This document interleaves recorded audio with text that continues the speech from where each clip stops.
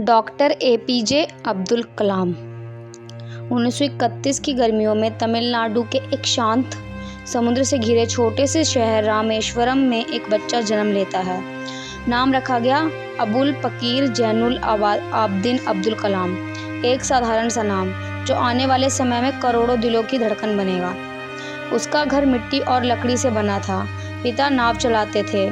परिवार बड़ा था, संसाधन छोटे, लेकिन उस घर में ईमानदारी, सरलता और आध्यात्मिक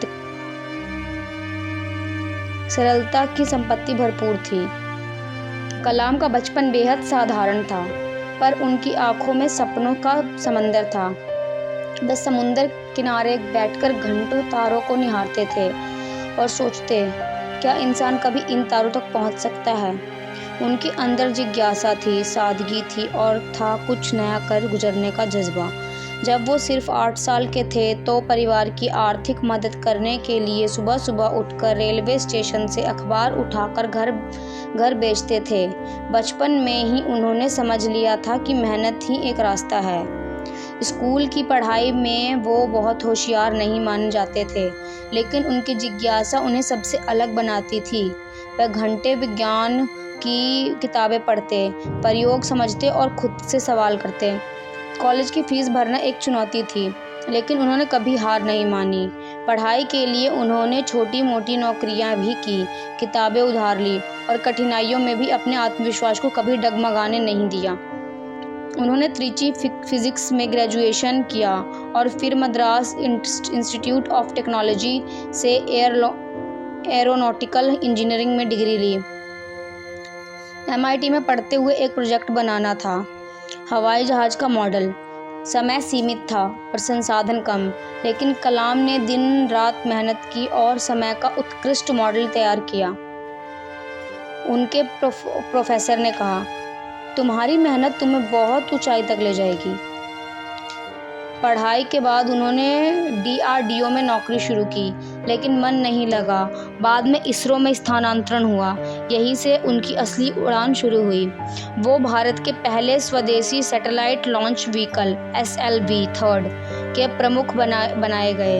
यह मिशन असफल हो सकता था, कई बाधाएं आई, लेकिन अंत में 1980 में रोहिणी सैटेलाइट को अंतरिक्ष में भेजने में सफलता मिली। यह भारत के अंतरिक्ष इतिहास में मील का पत्थर था। इसके बाद उन्होंने भारत में मिसाइल कार्यक्रम की नींव रखी। अग्नि, पृथ्वी, त्रिशूल जैसी मिसाइलें उनके नेतृत्व में बनी। यहीं से उन्हें नाम मिला, मिसाइल मैन ऑफ इंडिया। कलाम को किताबों से बेहद प्रेम था। वह घंटों अकेले बैठकर पढ़ते, सोचते, लिखते। उन्हें जब भी समय मिलता वे स्कूल और कॉलेजों में जाकर बच्चों से मिलते, उन्हें सपने देखने और उन्हें साकार करने की प्रेरणा देते। उनका सबसे प्रसिद्ध वाक्य था, सपने वो नहीं जो आप नींद में देखते हैं, सपने वो हैं जो आपको नींद नहीं आने देते। 2002 में उन्हें भारत का 11वां राष्ट्रपति बनाया गया। यह शायद पहली बार था जब देश के करोड़ों आम लोग अपने राष्ट्रपति को इतना प्यार करते थे। उन्हें लोग जनता का राष्ट्रपति कहते हैं। राष्ट्रपति बनने के बाद भी उनके जीवन में कोई बदलाव नहीं आया। वही सादगी, वही मेहनत, वही युवाओं से प्रेम। उन्होंने राष्ट्रपति भवन में भी सादा जीवन जिया, कोई वैभव नहीं, कोई दिखावा नहीं। 27 जुलाई 2015 को जब वह शिलांग में एक विश्वविद्यालय में लेक्चर दे रहे थे, वही मंच पर उन्हें हार्ट अटैक आया और उनका निधन हो गया। जाते जाते भी वे वहीं थे जहां उन्हें सबसे ज़्यादा खुशी मिलती थी, युवाओं के बीच ज्ञान बांटते हुए।